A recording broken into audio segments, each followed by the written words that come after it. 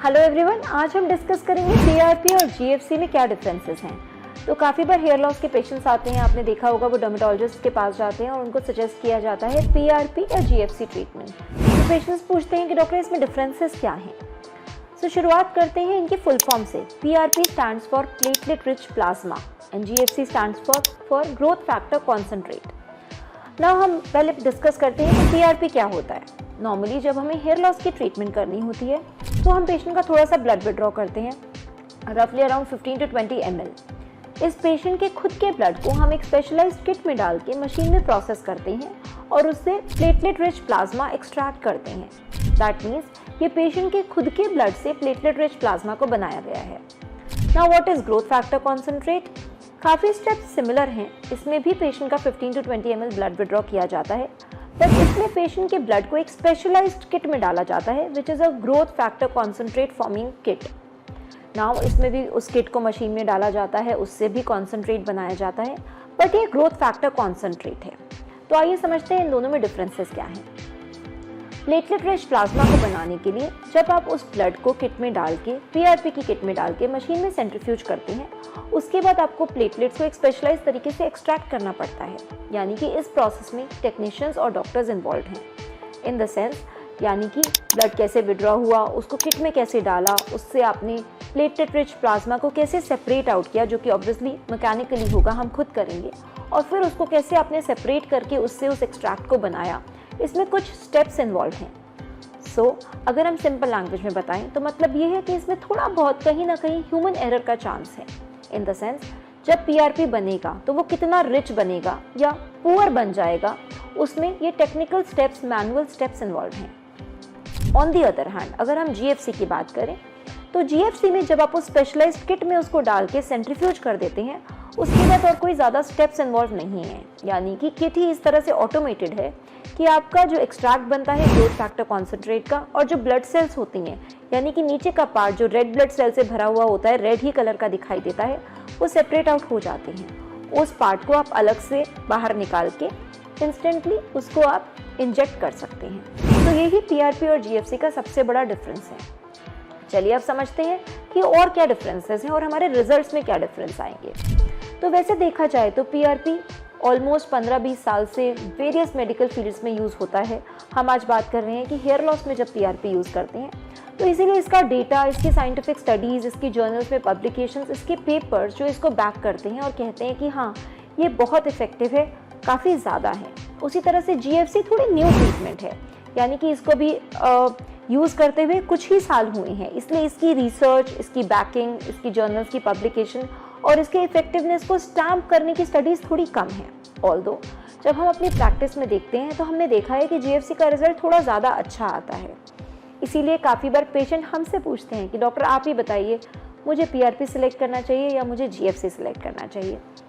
तो इसमें मैं पेशेंट्स को इस तरह से समझाती हूँ कि दोनों ही इफेक्टिव हैं, दोनों का ही अच्छा रिजल्ट भी आता है। अगर आप चाहते हैं कि आप एक ऐसी ट्रीटमेंट सेलेक्ट करें जो कि काफ़ी सालों से चलती आ रही है, एज होल्ड है, उसका रिजल्ट बहुत ही नोन है, तो आप पीआरपी सिलेक्ट कर सकते हैं। अगर आप ऐसी कोई ट्रीटमेंट सेलेक्ट करना चाहते हैं जो एडवांस्ड है, लेटेस्ट है, जो मेडिकल साइंस में इस टाइम पे सबसे एडवांस्ड मानी जा रही है, तो आप जीएफसी सिलेक्ट कीजिए। आपका एक्सपीरियंस ऑलमोस्ट सेम होगा, दोनों में ही ब्लड विड्रॉ होगा, किट्स में डालेंगे, मशीन्स में डालेंगे और आप में इंजेक्ट किया जाएगा। बट मैंने पर्सनली ऐसा देखा है कि जीएफसी जब आप करवाते हैं तो आपको थोड़ा सा जो pain sensation, pin prick sensation होती है वो भी थोड़ी कम होती है, जल्दी आपको रिजल्ट अप्रिशिएट होने लग जाता है। जहाँ पीआरपी में आपको 3rd या 4th सेशन में रिजल्ट अप्रिशिएट होने लगता है, वहीं जीएफसी में आपको 2nd, 3rd सेशन में ही अपना रिजल्ट अप्रिशिएट होने लग जाता है।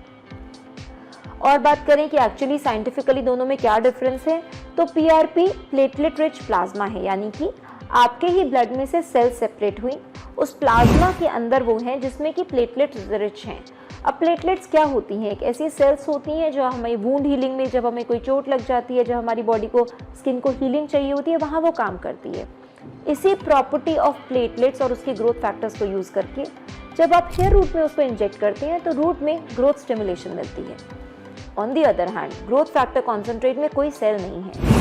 प्लेटलेट्स को एक्टिवेट करके, सेपरेटर्स को यूज़ करके डायरेक्टली सारे ग्रोथ फैक्टर्स ही सेपरेट आउट कर लिए गए हैं और अब जो आपकी स्कैल्प में इंजेक्ट हो रहा है वो डायरेक्टली ग्रोथ फैक्टर कॉन्सेंट्रेट है।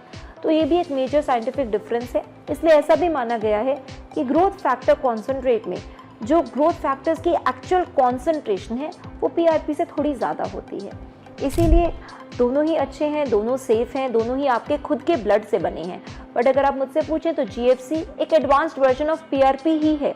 इसीलिए हमें ऐसा कोई डाउट नहीं है कि GFC काम कर रहा है या नहीं कर रहा, क्या वो PRP से काफ़ी सुपीरियर है। इसके लिए अभी हमें और स्टडीज़ और साल लगेंगे, जो कि मेडिकल साइंस ये एग्जैक्टली और स्टडीज़ से और रिसर्चेस से बता पाएगा। बट हाँ, अगर आप एडवांस ट्रीटमेंट चूज़ करना चाहते हैं तो आप GFC की तरफ जा सकते हैं। एक और डिसाइडिंग फैक्टर होता है, क्योंकि हमारी रिस्पॉन्सिबिलिटी काफ़ी बढ़ जाती है जब पेशेंट कहता है डॉक्टर आप ही मेरे लिए चूज़ कर दीजिए। तो एक और इम्पॉर्टेंट डिसाइडिंग फैक्टर ये होता है कि आप ये सोच सकते हैं कि आप किस स्टेज ऑफ लॉस में हैं, हेयर लॉस आपका कितना एक्सट्रीम है। फॉर एग्जाम्पल एक होता है टीलोजन एफ्लूवियम, जिसमें एक फीवर के बाद या कोई इलनेस के बाद या कोई सर्जरी के बाद आपको हेयर लॉस हो रहा है, जो कि काफ़ी बार ट्रांजिएंट होता है, बेटर हो जाता है, उसमें आप PRP कर सकते हैं। पर कोई ऐसी कंडीशंस जब आपका लॉस काफ़ी एडवांस्ड हो चुका है, फॉर एग्जांपल हम लोग हेयर ट्रांसप्लांट से पहले मोस्टली पेशेंट को GFC करना चाहते हैं, हेयर ट्रांसप्लांट के बाद जब ये काफ़ी इंपॉर्टेंट फेज़ है, जब हम हेयर ग्रोथ को बहुत अच्छी कराना चाहते हैं, तो हम GFC सेलेक्ट करते हैं।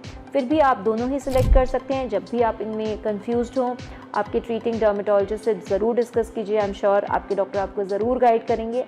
आपकी और कोई भी क्वेरीज हो PRP और GFC के बारे में तो आप प्लीज़ हमसे कनेक्ट कर सकते हैं। We'll be happy to reply to any of your queries. Hope आपकी हेयर लॉस ट्रीटमेंट की जर्नी बहुत अच्छी रहे, और कोई भी क्वेश्चंस में अगर हम उसमें हेल्प कर सकें, we'll be more than happy. Thank you so much for patient listening.